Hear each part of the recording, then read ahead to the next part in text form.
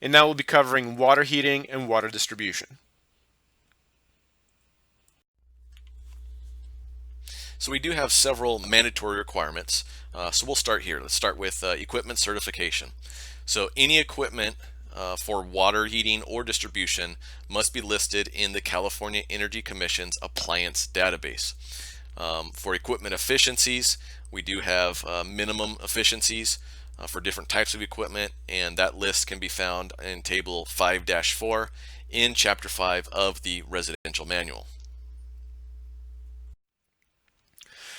As far as pipe insulation mandatory requirements, the first 5 feet of pipe, both the hot side and cold side from the water heater or storage tank, have to be insulated.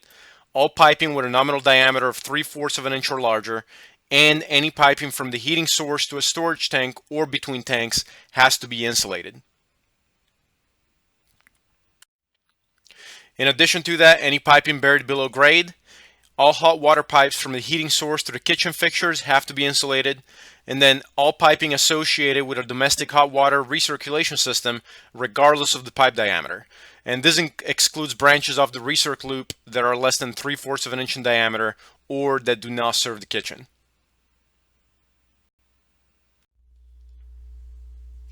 We do have some exceptions to those mandatory pipe insulation requirements.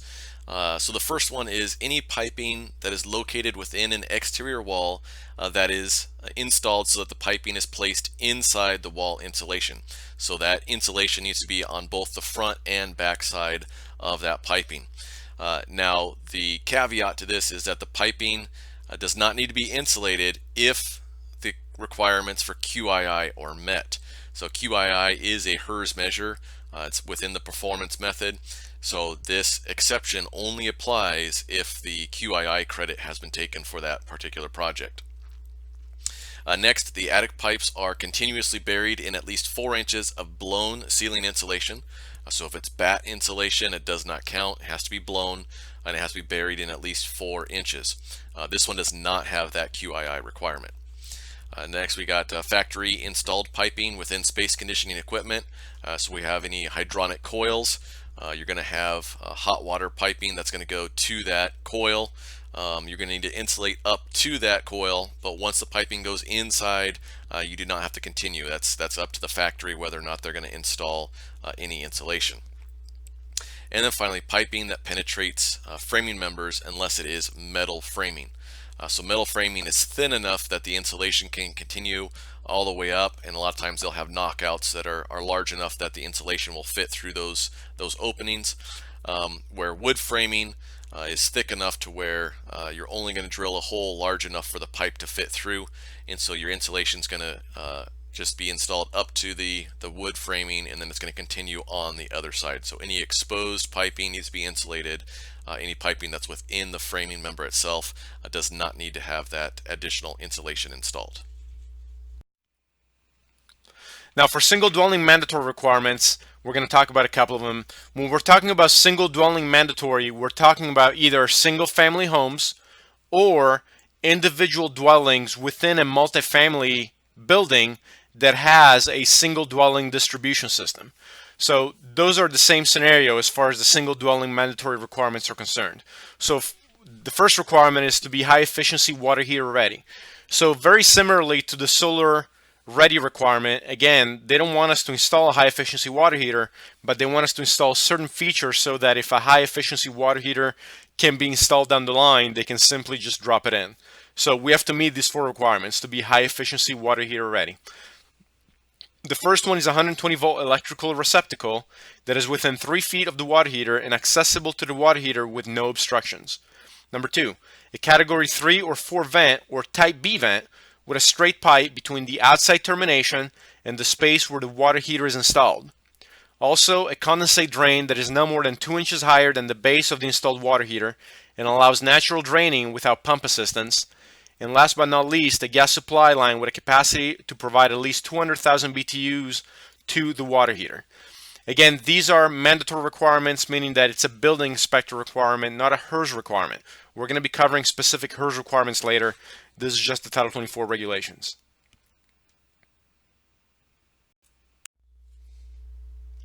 So moving on to the prescriptive requirements for a single dwelling, we're going to have three options to choose from in which to comply with the prescriptive method.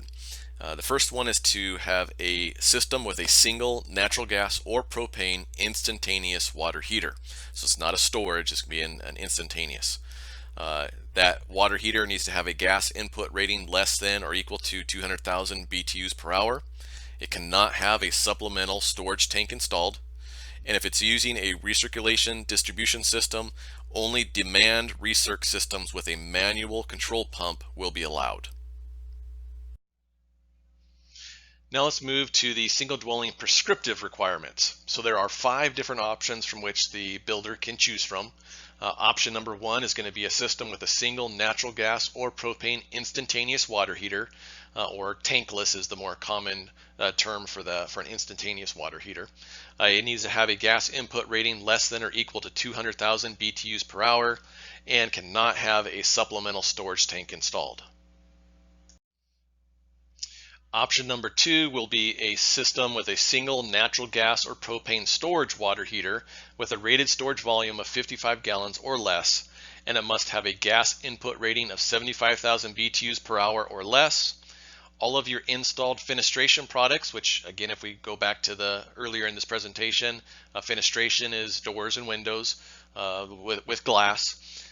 They'll need to have a weighted average U factor of no greater than 0.24. And then you'll need to select one of these two HERS verified requirements, either a HERS verified compact distribution system design or the HERS verified drain water heat recovery system.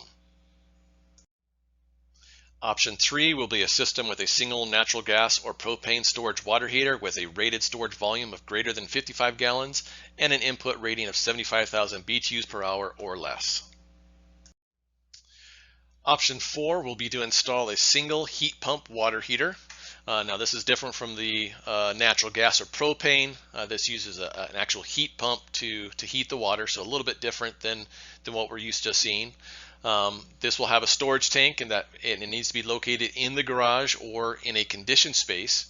And then you'll select one of the 3 following requirements. Either a compact hot water distribution system design that earns the basic compact design credit and a HERS verified drain water heat recovery system, or for climate zones 2 through 15, a photovoltaic system capacity of 0.3 kilowatt direct current larger than the requirement specified in section 150.1 C14. Now there is part of the code does require a photovoltaic system, PV system, solar generation system, and you're going to just add 0.3 kilowatts of DC current to that standard requirement. Or for climate zones 1 and 16, the same thing, but with a capacity of 1.1 kilowatts DC larger than the requirement. And so last we'll have the option number 5, which would be to install a single heat pump water heater that meets the requirements of NEEA Advanced Water Heat Specification Tier 3 or higher. And the storage tank shall be located in the garage or conditioned space. And then for climate zones 1 and 16, you'll need to select one of the 2 following requirements. Either install that PV system with a capacity of 1.1 kWdc larger than the requirement, or install a compact hot water distribution design that earns the basic compact design credit. So now we've talked about the mandatory measures, the prescriptive measures, and now we're going to get into the performance options. So if the user has chosen the performance method, there are several water heating and distribution type credits available for them to select. All of these do require HERS verification. These on the list here are just visual verification. There's no diagnostic testing that goes along with it, but you do need to visual verify for pipe insulation, parallel piping with a manifold within 5 feet of the water heater, compact design, recirculation with manual demand control, or a recirc with motion sensor demand control. And we'll talk about each of these in a little more detail coming up. Now for multifamily mandatory requirements, central multifamily systems, all piping in the recirc loop have to be insulated, and this applies to the distribution for each dwelling unit. So that's mandatory if you're doing a recirc loop. There is no way around that. For the multifamily prescriptive requirements, we have demand recirculation controls. Solar water heating is required for all climate zones, and the water heating recirculating systems are required to be designed with 2 recirculation loops, and we'll talk about that here in a few. And then for the multifamily performance options, the software does allow for modeling alternative water heating and distribution system combinations. However, most of the performance options that we've talked about to this point have been a credit or a benefit for water heating and distribution. Some of the options will offer a credit, but others will result in penalties because it uses more energy than the standard design. And usually this is going to be, one of the examples would be some of the recirculation systems, because you have pumps running, you have energy loss from heated water sitting in the pipes. So those are actually a penalty, and you'll have to find other items to offset those penalties. On the HERS inspection side, there is a credit for pipe insulation, just like we had in the single family. There is a HERS pipe insulation credit available on the multifamily side when using the performance method. So there's different water heater types, and this is mainly for informational purposes. You have your storage heat pump, tankless, or on demand. You have supply boilers, and you have solar. So these are your typical storage water heaters. These are the type of water heaters you're going to see, I would say, 90% of the times in new homes. They can be different sizes. They can be combustion appliances or electric. Like I said, talking about sizes, different gallons. They can also be different sizes in actual BTU inputs. So the smaller ones, less than 4,000 BTUs per hour per gallon of stored water. The large ones are considered more than 75,000 of BTUs per hour. They're generally speaking open combustion, and they're easily affected by house pressures and ventilation. So now this is a storage heat pump. So a storage heat pump is an electric water heater that uses a compressor to transfer thermal energy from one temperature level to a higher temperature for the purpose of heating water. It includes all necessary auxiliary equipment such as fans, storage tanks, pumps, or controls. So it's one unit. Heat pumps water heater performance, more than any other water heater types, is sensitive to a variety of factors, including operating mode, set points, hot water load, intensity, and unit location as well. So there's a variety of things that affect the performance of these units. So tankless or on-demand water heaters, basically this is the complete opposite of storage. There is no storage tank in these. So basically as you turn the water on, there is a heat sink of some type that heats the water instantly and sends it obviously to the point of use wherever it is that the water is going to flow into. So the problem with these is the fact that gas units need a larger gas line. The typical input ratings are between 140 to 100,000 BTUs. They have to have an alternative venting system and electrical connection, and that's why when we talked about the mandatory high efficiency water heater ready requirement, that's what those requirements are designed to do if one of these is ever dropped in to replace a storage water heater. They do require regular maintenance to work efficiently, so basically there's maintenance involved on a periodical basis for it to work properly. And then while being instantaneous water heaters, keep in mind that there might still be a delay in hot water depending on the actual distribution. So the water heater itself could work properly, install properly, but if the distribution system is inefficient, then you're still not going to achieve maximum savings. So for the most part, a hot water supply boiler is an industrial water heating equipment that has a very high BTU rating. Now the pictures in this slide, those are very industrial boilers. You're not going to find something this big in a residential home, obviously. And even in California, boilers are not really widely used in new construction. Nonetheless, you might see a residential sized boiler in a house. It's a hot water boiler. It could be fueled by oil or gas. It doesn't matter. Boilers are typically used for doing both space and water heating, so it's a combination system. And usually the use of a boiler will typically require one or more unfired storage tanks to be installed as part of the system. So we talked about unfired tanks earlier. The way these systems work is the water is heated in the furnace boiler, and then it's stored in the actual unfired tank, which is kept separately. Solar water heating is another option. Obviously, it collects heat from solar radiation and heats the water that way. Solar water heating systems still have to have a backup electric or combustion water heater. So it's not just the system on its own, and that's all there is to it. So they're a backup to the main water heating system.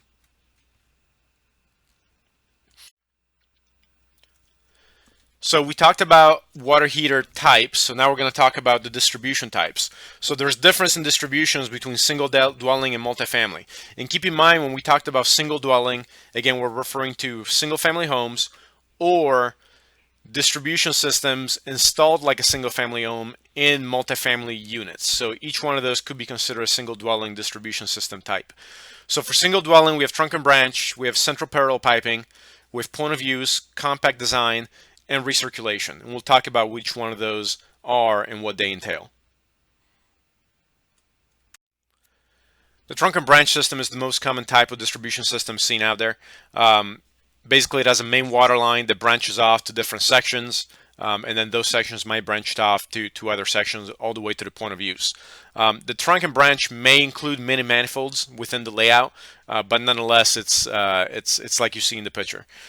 It will not incorporate a pump for hot water recirculation, obviously, because there is no recirculation loop. And then obviously when the design trunk and branches, the concern is keeping all these segments of the system as short and as small as diameter as possible to keep water pressure at a proper level. The parallel piping system has a main water line running to a manifold, and then from that manifold you have individual direct lines that run directly to the point of use. So the traditional central system with a single manifold must have a maximum insulated pipe run length of 15 feet between the water heater and the manifold itself. And then with the advent of mini manifolds, the central parallel piping can now accommodate multiple mini manifolds in lieu of the single central manifold. Piping from the manifold cannot be run up to the attic and then down to the points of use on the first floor, so it has to be very direct. And then these systems are installed with PEX, which is a type of plastic, basically plastic piping. It's not regular plastic, it's called PEX, but you'll see it. It's not going to be a regular copper pipes that you see in a trunk and branch or other type of distribution system. A distribution system that uses the point of use design criteria will locate the water heater as close as possible to the end use or fixture. This allows very short lengths of pipe to be used to distribute that water. It can also cause some issues in the design. You have to have a layout or a floor plan that allows you to locate this water heater very close to the endpoints, or you're going to have to use multiple water heaters, which can increase the cost. In order to comply with the point of use requirements, you're limited to the length of pipe that you can use based on the diameter or size of that piping. So you can see the table down here below. 3/8 line can be no more than 15 feet, a 1/2 inch line could be no more than 10 feet, and a 3/4 inch line could be no more than 5 feet. Point of use does not require HERS verification. A system that uses compact design is very similar to point of use in that it is trying to minimize the distance between the water heater and the endpoint or fixture. Now this credit is available in two forms. One is HERS verified, the other is not. So the basic credit is a credit that's taken during the design process. There are some calculations that are performed that determine the length of line that's allowed to be used, and as long as you're within that allowed length, then you would qualify for the credit. You can also go beyond that with the expanded credit.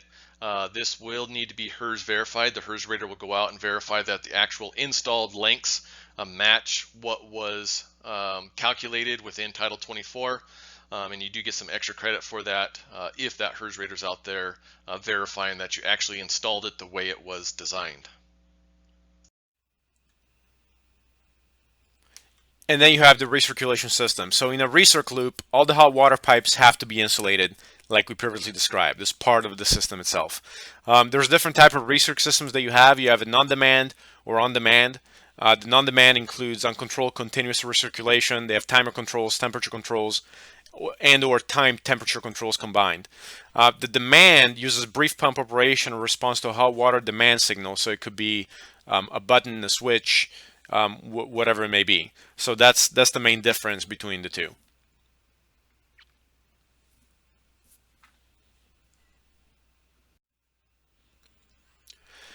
Now for multifamily, these are the circulation systems that we can use by prescriptive method.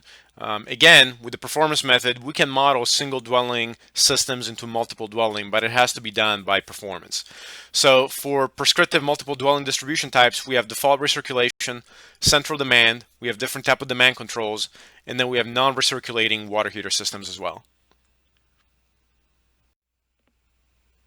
So the default recirculation system is much like the recirculation system that we saw in the single dwelling unit types. So it's a central recirc system that uses temperature, timer, no controls, and can use a default recirc system type if the performance compliance approach is used.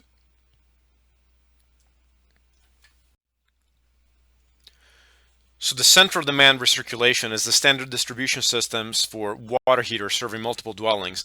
It incorporates recirculation loops, which bring hot water to different parts of the building, and a demand control, which automatically shuts off the recirculation pump when the recirc flow is not needed. Recirc loops are then used to bring hot water close to all dwelling units, but are not expected to actually go through each dwelling unit. And then you have branch pipes that are used to connect pipes within dwelling units and the recirc loops. So in summary, central recirculation systems include three components. You have the recirc loops, the branch pipes, and the pipes within the dwelling units themselves. So in this particular picture, you'll see that also it has a solar tank and solar panels on there, solar collectors, I guess I should say. That is not necessarily a requirement of the recirc system. That's just the way the picture from the manual came. So I'm just making that distinction to make sure you understand that the solar portion is not necessarily a requirement for the recirc system. So with those recirculation systems, you have different type of controls that be associated with it. So one of them is the modulation controls. So what modulation controls do is they reduce the hot water supply temperature when the hot water demand is determined to be low by the control system itself. And then the control system may be a fixed or dynamic control schedule based on measurements of hot water demand. A continuous monitoring system is another type of demand control, and basically shall record no less frequently than hourly measurements of key system operation parameters, including hot water supply temperatures, hot water return temperatures, and status of gas valves relays of water heating equipment. And it should automatically alert building operators of abnormalities identified from monitoring those results. One thing to point out is that whatever equipment they're using for demand controls, whether it's a continuous monitoring system or a demand control, some other type of demand control, all equipment has to be listed with the California Energy Commission. So they basically have to approve the equipment that's being installed in these units. And then you have non-recirculating water heaters. Multi-unit buildings may also use systems without a recirc system. They can only do that though if the served dwelling unit is closely located so that the branch pipe between the water heating equipment and the dwelling unit are relatively short. So that's also an option that they have available to them.